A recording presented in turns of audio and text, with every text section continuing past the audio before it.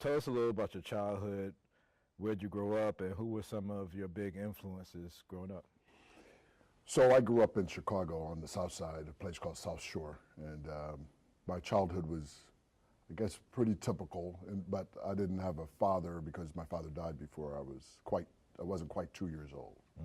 So I have no real recollection of him. But I remember my mother raising us, sent us all to Catholic schools. So I was an altar boy. When I became a high school student, I went to the seminary, the high school seminary. I met the Pope, John Paul II, while he was when he was first installed and so forth. And I grew up in the rough and tumble. You know, my neighborhood was a kind of smash up of gangsters and preachers and Muslims from the Nation of Islam and teachers. It was at the time when the opportunity to move to other neighborhoods weren't there yet. And so we had everybody from every walk of life in that neighborhood.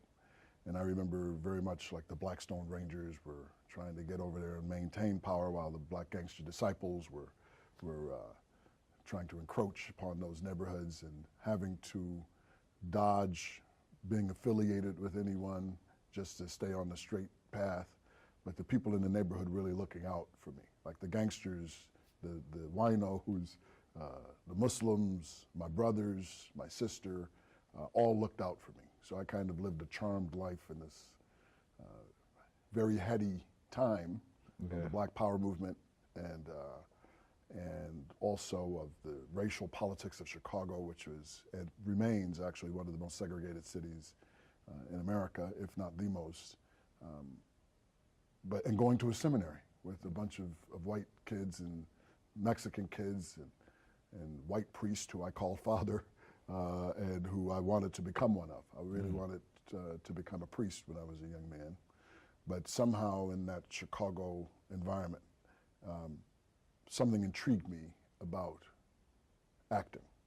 And I did a play while I was in the seminary, and people responded to it and thought that I was rather precocious at the time, I guess, and thought that I had a potential career.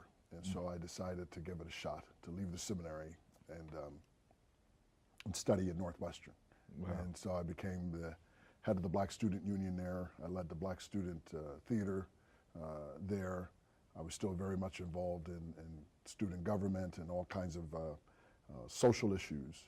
But I learned a tremendous amount about what it takes to be an actor and to be conscientious and to follow techniques, rules, regulations that what makes effective performance, what makes effective theater, what makes an effective story. I learned to tell stories there, and so that was my youth. But of the people who influenced me greatly, Muhammad Ali was in the neighborhood. The Honorable Elijah Muhammad was still alive and in the neighborhood. Jesse Jackson was in the neighborhood.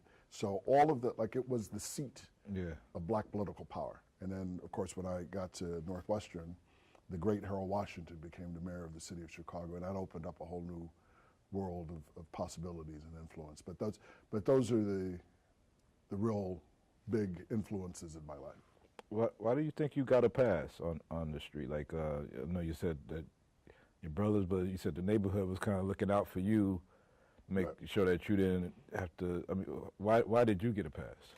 I think that the people in the neighborhood at the time had it was before the sort of intrigue with black on black violence and trying to prove that you were tough by shooting people in drive-bys. This is pre-drive-by.